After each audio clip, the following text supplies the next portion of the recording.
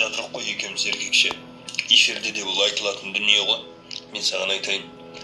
Гүлдерді тастап жүрген жоқ ол қыз. Гүлдерді сатты.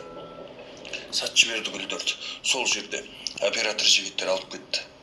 Саған ашығын айтайын, еркекше арамызда қалатын дүние ғой. Мен бірақ осыны бетіне басып айтам.